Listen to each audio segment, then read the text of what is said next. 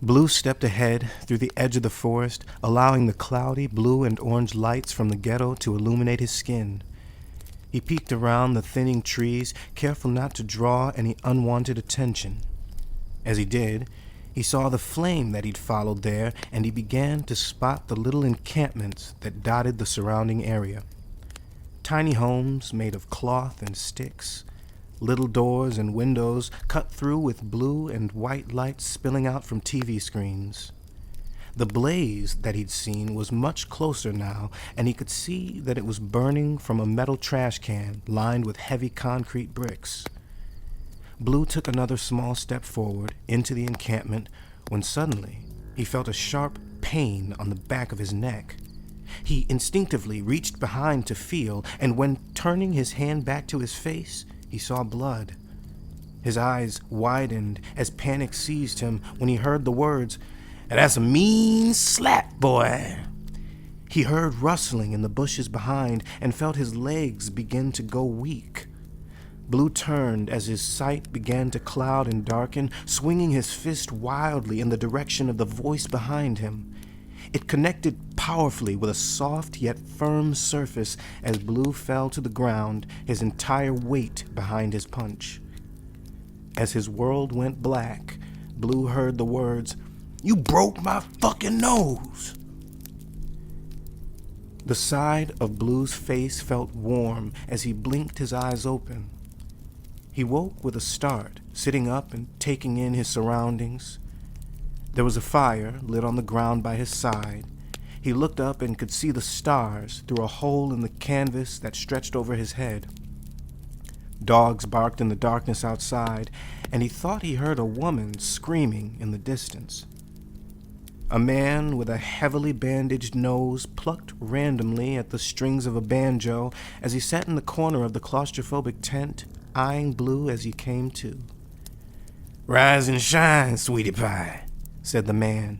His thick black legs and arms spilled out over the chair that he sat on, too long to be contained. Blue looked down at the man's feet and noticed that he had stolen his shoes. He shifted uncomfortably and noticed that his ankle was chained to a combination safe that was half buried into the earth. The man across the tent opened his mouth, baring his teeth in what Blue imagined was an attempt at a grin. He watched Blue as Blue watched the safe, the grin never leaving the man's face. "Looks like you in quite a predicament," the man said. Blue groaned at his idiocy and at his own, his patience worn thin at having been captured. "So here's what we gon' do," he continued. "I'ma ask you real nice to hand me over what you got."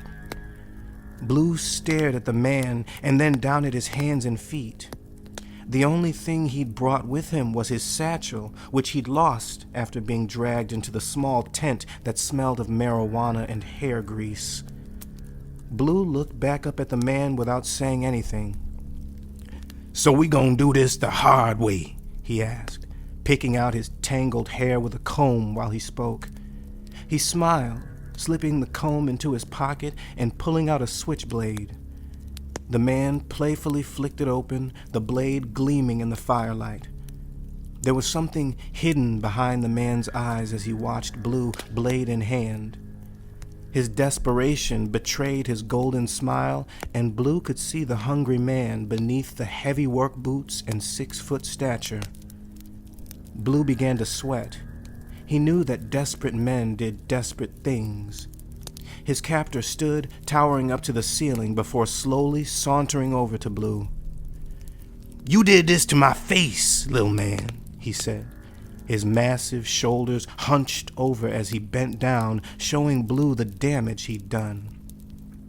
The man winced as he peeled back the delicate bandage, exposing a contorted and bloody nose that dripped onto Blue's pants. Purple veins covered his flushed face, swollen and red. One eye was bloodshot. The man cracked another smile, and Blue got a closer look at his rotting teeth. They were covered in a metal grill that shined golden in the light, partially concealing some of the decay. Blue could smell the alcohol on the man's breath as he got close, his musty clothes heavy with the scent of incense.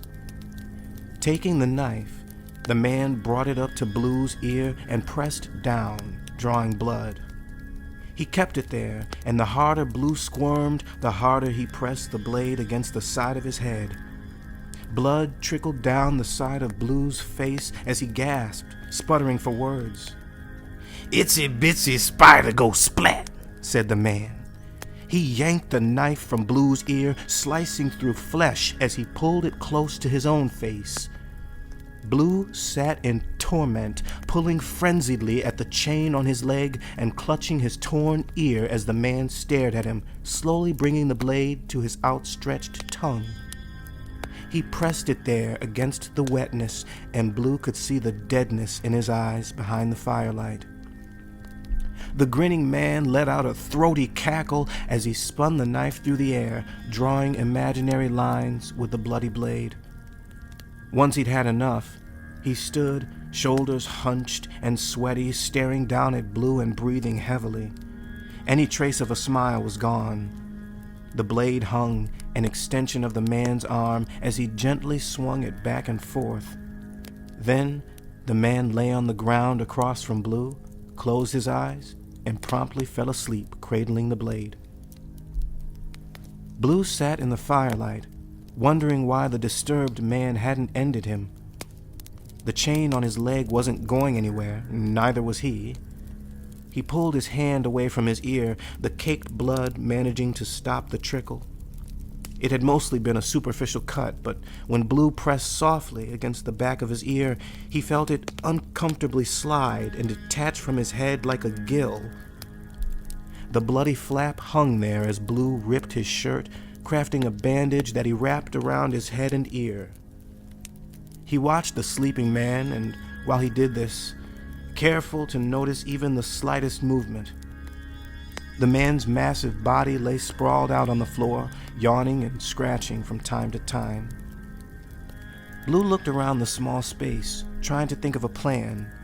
The ground was dirt, the walls were canvas. The small opening above their heads allowed the smoke to escape from the fire. Scattered around the room were chicken bones, empty wrappers, and magazines with large-breasted women. There was a small cast iron pan that Blue saw sitting near the flames. Using his bare foot, he carefully and quietly stretched to reach for the pan across the tent. When he touched it with his toe, the pan sizzled before he quickly pulled away, wincing in pain. The roaring flames casually licked the side of the pan as Blue wondered how he would come to retrieve his weapon. Inch by inch, moment by moment, the night crawled along as Blue painstakingly dragged his foot along the rocky ground, blistered and bloody from nudging the hot pan. He didn't know how much time he had, and he needed to get the pan before the stranger noticed. With every inch that it moved, Blue's eyes darted to the slumbering samurai on the other side of the flames. He'd fallen asleep so suddenly, and Blue worried that his awakening might come just as sporadically. Finally, he had dragged the skillet to within arm's reach. He picked it up, now warm to the touch, and felt its weight in his hand. Satisfied, he placed the pan behind his back and waited.